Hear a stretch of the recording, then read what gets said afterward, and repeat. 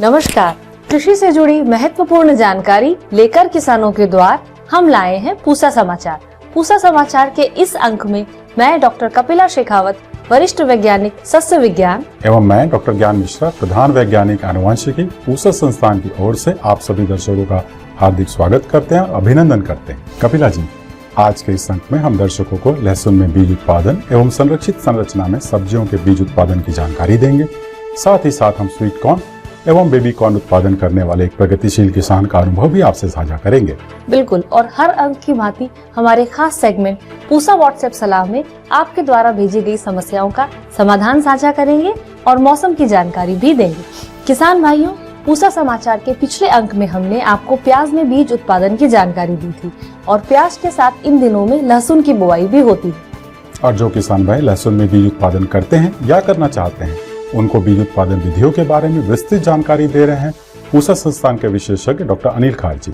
लहसुन में बीज नहीं बनता है, इसमें फूल नहीं आते और ना ही बीज बनता है। तो हम इसमें क्या करते हैं कि जो कलियां होती हैं उनको लगाया जाता है। लगाने से पहले जो ज़मीन है आपकी वो अच्छी तरह से आपने जोतनी है ताकि बुरबुरी हो। जो आप लहसुन लेते हैं उसको फोड़ के उसकी कलियां जो है, जो बड़ी बड़ी कलियां होती है, जैसे 1 ग्राम से ऊपर की कलियां होती है, उसको आप लगाने में इस्तेमाल कर सकते हैं। उनको लगाने के लिए पहले आपने लाइनें खींचनी है।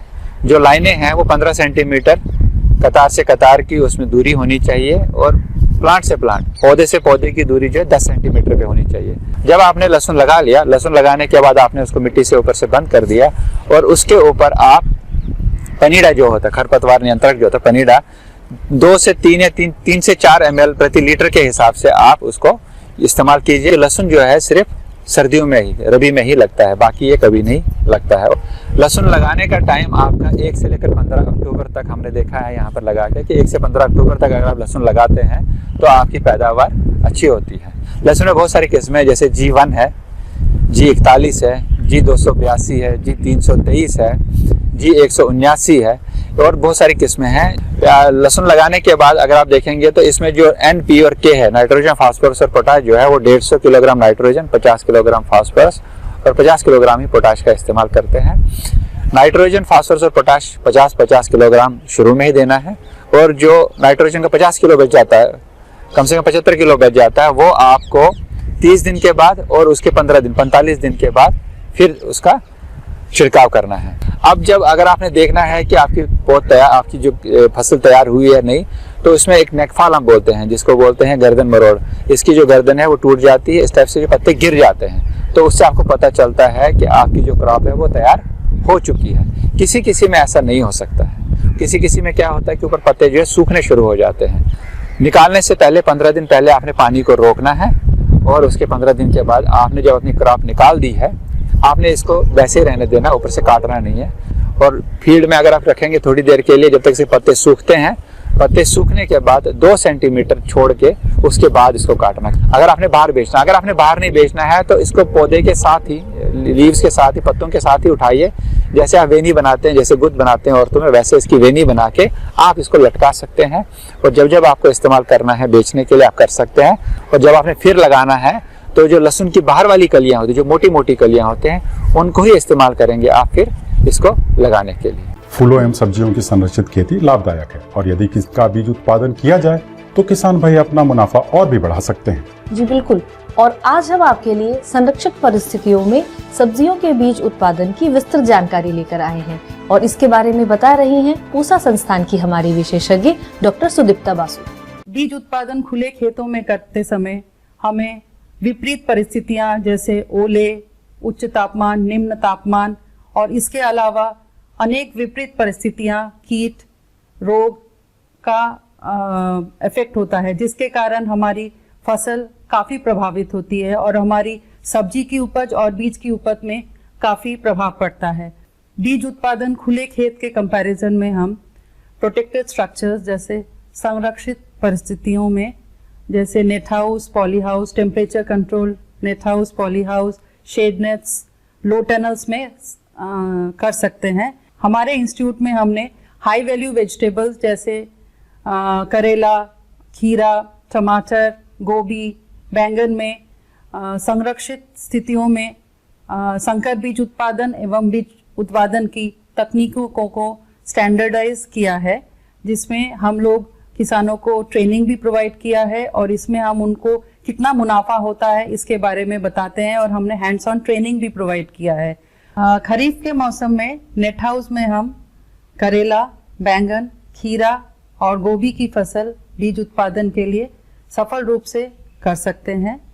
बैंगन में 2 से 2.5 किलो, करेले में भी 2 से 2.5 किलो संकर बीज उत्पादन हम ले सकते हैं। बैंगन और करेले में जब हम बीज उत्पादन लेते हैं तो हम खरीफ एवं स्प्रिंग समर सीजन दोनों में ही बीज उत्पादन ले सकते हैं। करेले में बेनिफिट कॉस्ट रेशो है 2.3:1 और बैंगन में 1.9:1। इसके अलावा हम गोभी की सफल बीज उत्पादन कर सकते हैं जिसमें हमें 800 से 900 ग्राम हाइब्रिड सीड नेट हाउस में 100 स्क्वायर मीटर में उपलब्ध है। खीरे में यही हमें 200 ग्राम संकर बीज 100 स्क्वायर मीटर में अवेलेबल है। रबी की फसलों में हम टमाटर का संकर बीज उत्पादन पॉली हाउस में कर सकते हैं। पॉली हाउस में बाहर के कंपैरिजन में तापमान 5 से 7 डिग्री ज़्यादा होता है, जिसके कारण फसल में बढ़वार, पुष्पन और बीज उत्पादन बेहतर होता है। टमाटर में हम 3 से 3.5 किलो संकर बीज 100 स्क्वायर मीटर से प्राप्त कर सकते हैं और इसमें बेनिफिट कॉस्ट रेशो है 2.87:1। सब्जी उत्पादन जब हम करते हैं और बीज उत्पादन करते हैं, बीज उत्पादन से हम 1 से 1.5 गुना, कभी कभी कुछ फसलों में 2 गुना लाभ भी कमा सकते हैं। यह बड़े ही हर्ष का विषय है कि अनेक किसान खेती किसानी की नवीन तकनीकों से अपनी अलग पहचान बना रहे हैं। जी बिल्कुल, ऐसे किसान अन्य किसानों के लिए प्रेरणा का स्रोत होते हैं और आज पद्मश्री सम्मानित श्री कंवल सिंह चौहान जी स्वीट कॉर्न और बेबी कॉर्न उत्पादन का अनुभव हमसे साझा कर रहे हैं। मैं कंवल सिंह चौहान, गांव वटेरना, जिला सोनीपत, हरियाणा से किसान हूं। 1998 में मैंने बेबी कॉर्न की खेती शुरू की और ये खेत जो आप देख रहे हैं ये बेबी कॉर्न का खेत है और बेबी कॉर्न की मिक्स खेती भी होती है। सर्दियों में बेबी कॉर्न के साथ मेथी, पालक और प्याज भी लगाई जाती है। इससे किसानों को बेबी कॉर्न की खेती से अच्छी आमदनी हुई है। जैसे ही 1998 में बेबी कॉर्न की खेती हमने शुरू की तो शुरू में इसमें गेहूं और धान दोनों मिलकर जितनी आमदनी होती थी उससे भी ज़्यादा आमदनी एक फसल में बेबी कॉर्न में हुई और यहाँ के किसान जो है बेबी कॉर्न की खेती करते हैं और आसपास के 10 गाँव के 5000 किसान बेबी कॉर्न, स्वीट कॉर्न की खेती यहाँ करते हैं। बेबी कॉर्न की खेती करने से विशेष जो फ़ायदा हुआ है, किसानों को सारा साल आमदनी मिली, ज़्यादा आमदनी मिली और पूरा वर्ष पशुओं के लिए हरा चारा मिला, जिससे पशुओं का दूध बढ़ा और किसानों की उससे दूध बेचने से आमदनी बढ़ी।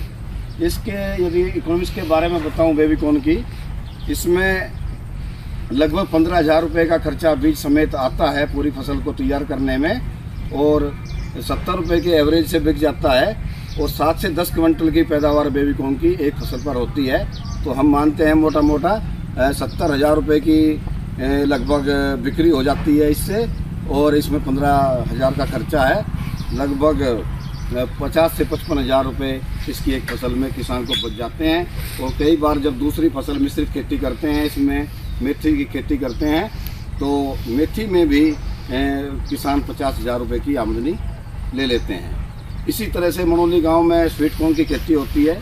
स्वीट कॉर्न की भी यही है, उसमें लगभग 100 बोरी स्वीट कॉर्न एक एकड़ में होती है और लगभग 800 से 1000 रुपये की एक बोरी बिक जाती है और खर्चा वही 15 से 16,000 का खर्चा आता है। तो इसमें ज़्यादा आमदनी है और सबसे बड़ी बात है कि आम के आम गुठलियों के दाम, साथ में पशुओं को हरा चारा मिलता है और हरा चारा यहाँ जो डेयरी फार्म में हरा चारा खरीदते भी हैं। तो ये गांव वटेरना और मनोली बेबी कॉर्न और स्वीट कॉर्न की खेती के अब बन गए हैं और यहाँ से देश विदेश में स्वीट कॉर्न और बेबी कॉर्न निर्यात होती है। तो आप ये देख रहे हैं तो ये बेबी कॉर्न का की लहलाती हुई फसल है। मेरा किसानों से निवेदन है कि ऐसी कोई भी फसल जो अपने क्षेत्र में कर सकते हैं, जिसकी अपने क्षेत्र में डिमांड हो, वो फसल किसान को पैदा करनी चाहिए और केवल धान और गेहूं के पीछे किसान को नहीं रहना चाहिए। सभी किसानों को नमस्कार, धन्यवाद। आइए अब शुरू करते हैं पूसा समाचार का खास सेगमेंट पूसा व्हाट्सएप सलाह, जिसमें हम आपके द्वारा भेजी गई समस्याओं का समाधान साझा करेंगे। श्री माधोपुर राजस्थान से बाबूलाल गठाला जी ने पपीते के पत्तों में सिकुड़न एवं कम बढ़वार की समस्या बताई है। तो ये पौधे विषाणु जनित रोग लीफ कर्ल से प्रभावित हैं और इसके समाधान के लिए कार्बोसल्फान की 300 मिलीलीटर मात्रा 200 लीटर पानी में घोलकर 1 एकड़ में छिड़काव करें तथा इसके 1 सप्ताह के बाद में प्लानोफिक्स की 65 मिलीलीटर मात्रा फिर से 200 लीटर पानी में घोलकर 1 एकड़ में छिड़काव करें। गोविंदपुरा जयपुर राजस्थान से डायना धायल जी ने नींबू में कीटों की समस्या बताई है। इन पौधों में माइट का प्रकोप है और इसके समाधान के लिए इमिडाक्लोप्रिड नामक कीटनाशक की करीब 65 मिलीलीटर मात्रा 200 लीटर पानी में घोलकर 1 एकड़ में छिड़काव करें। गोंडा उत्तर प्रदेश से तुफैल अहमद जी ने गोभी में पत्ते पीले होने तथा कम बढ़वार की समस्या बताई है। यह पोषक तत्वों की कमी के कारण होता है। इसके समाधान के लिए सूक्ष्म पोषक तत्वों के 400 ग्राम मिश्रण को 200 लीटर पानी में घोल बनाकर प्रति एकड़ की दर से रुपाई के 35 से 45 दिन बाद छिड़काव करें। टुगनी शाजापुर मध्य प्रदेश से भीरू सिंह मीना जी ने मसूर के पौधे सूखने की समस्या बताई है। ये मसूर के पौधे फफूंद जनित रोग से ग्रसित हैं तथा इसके समाधान हेतु बाविस्टीन की 400 ग्राम मात्रा 200 लीटर पानी में घोल बनाकर प्रति एकड़ की दर से छिड़काव करें। सिवनी मध्य प्रदेश से अमित सनोडिया जी ने सरसों की पत्तियों में छेद होने की समस्या बताई है। यह नुकसान पेंटेड बग नामक कीट के कारण है। इसके समाधान के लिए सर्वप्रथम खेत में सिंचाई दें। उसके बाद डाइमेथोएट 30 EC की 250 से 300 मिलीलीटर मात्रा 200 लीटर पानी में घोल बनाकर या फोरेट 10 CG की 6 किलोग्राम मात्रा प्रति एकड़ की दर से उपयोग करें। आने वाले 7 दिनों में देश भर में कैसा होगा मौसम का हाल, आइए जानते हैं मौसम खबर में। भारत मौसम विज्ञान विभाग द्वारा दिए गए मौसम पूर्वानुमान के अनुसार पश्चिमी हिमालयी क्षेत्र में कुछ स्थानों पर वर्षा तथा बर्फबारी की संभावना है। उत्तर राजस्थान में अलग अलग स्थानों पर शीतलहर की संभावना है। पूर्वी भारत में न्यूनतम तापमान 2 से 3 डिग्री सेल्सियस तक गिरने की भी संभावना है। तमिलनाडु, पुडुचेरी, केरल, तटीय आंध्र प्रदेश, यनम, रायलसीमा, अंडमान और निकोबार द्वीप समूह में भारी वर्षा होने की संभावना है। दक्षिण अंडमान सागर और बंगाल की दक्षिण पूर्वी खाड़ी के नजदीक हवा की गति 45 से 55 किलोमीटर प्रति घंटे तक पहुंचने की भी संभावना है। अतः मछुआरों को इन क्षेत्रों में न जाने की सलाह दी जाती है। प्रिय किसान भाइयों, बहनों एवं दर्शकों, आशा करते हैं कि पूसा समाचार का यह अंक आपको पसंद आया। आप सभी दर्शकों से निवेदन है कि ज्यादा से ज्यादा संख्या में हमारे चैनल को सब्सक्राइब करें और पूसा समाचार के हर अंक का लाभ उठाएं। हमारे फेसबुक पेज और ट्विटर हैंडल को भी जरूर फॉलो करें। अपनी समस्याएं या अधिक जानकारी हेतु हमें इस नंबर पर व्हाट्सएप करें। पूसा समाचार में नए विषयों पर नई जानकारी लेकर अगले शनिवार हम फिर हाजिर होंगे। तब तक लेते हैं आपसे विदा। नमस्कार।